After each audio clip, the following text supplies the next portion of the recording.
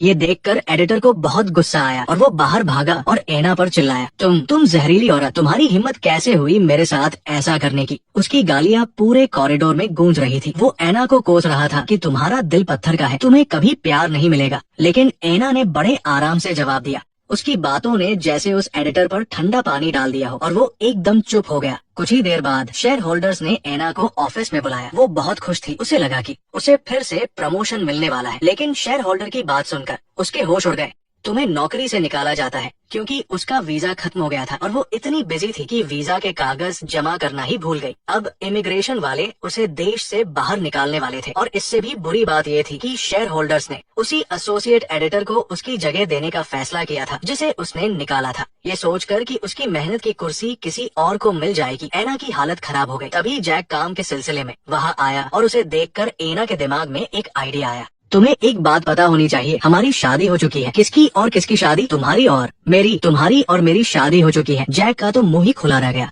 उसे कुछ समझ नहीं आ रहा था कि क्या हो रहा है। दोनों शेयर होल्डर्स ने एक दूसरे को देखा और मुस्कुरा दिए। वो सब समझ गए। उन्होंने एना से कहा कि जल्दी जाकर शादी रजिस्टर करवा लो ताकि वो यही रह सके। और जल्द ही ये खुशखबरी पूरी कंपनी में फैल गई। सब लोग जैक को बेचारगी की नजर से देखने लगे, जैसे कोई मजाक चल रहा हो। एना और जैक इमिग्रेशन ऑफिस पहुँचे, लेकिन उनकी घबराहट देखकर ऐसा लग रहा था जैसे उनके चेहरे पर झूठ लिखा हो। ऑफिसर ने उन्हें एक ही नजर में पकड़ लिया। उसने उन्हें सख्ती से चेतावनी दी कि अगर ये पता चला कि ये शादी नकली है तो एना को तुरंत देश से निकाल दिया जाएगा और वो कभी वापस नहीं आ पाएगी और जैक को भी भारी जुर्माना देना होगा और 5 साल की जेल होगी। ऑफिसर की ये बातें जैक के दिल पर हथौड़े की तरह लगी और वो फिर से सोच में पड़ गया। लेकिन फिर उसे अपनी 3 साल की मेहनत वाली नौकरी का ख्याल आया। उसने हिम्मत की और एना की मदद करने का फैसला किया। उसने ऑफिसर को समझाया कि हम दोनों इसलिए एक दूसरे के साथ नॉर्मल नहीं लग रहे क्योंकि हमें डर था कि ऑफिस रोमांस का हम पर बुरा असर पड़ेगा, इसलिए हमने ये बात छिपाई। उसने ये भी कहा कि वो रविवार को एना को अपनी दादी के जन्मदिन की पार्टी में ले जाएगा और पार्टी के बाद वो दोनों शादी भी रजिस्टर कर लेंगे। ऑफिसर ने बड़ी मुश्किल से उसकी बात मानी, लेकिन ये भी साफ कर दिया कि वो इस मामले की पूरी जांच करेगा। इमिग्रेशन ऑफिस से निकलने के बाद जैक का मन बहुत बेचैन था। उसे लगा कि उसने इतना बड़ा रिस्क लिया है तो उसे मिलना भी चाहिए कुछ ज्यादा। इसलिए उसने एना के सामने नई शर्तें रखी। उसने कहा कि उसकी किताब छपवाने में मदद के अलावा उसे प्रमोशन भी चाहिए। ऐसी हालत में एना को उसकी बात माननी पड़ी। उसने वादा किया कि जैसे ही उसे ग्रीन कार्ड मिलेगा वो तुरंत उसे प्रमोट कर देगी। लेकिन जैक को लगा कि एना बस बात को टाल रही है, इसलिए उसने कहा कि वो इस बात को और गंभीरता से ले। हैरानी की बात है कि जो लेडी बॉस हमेशा अकड़ में रहती थी, आज वो ग्रीन कार्ड के लिए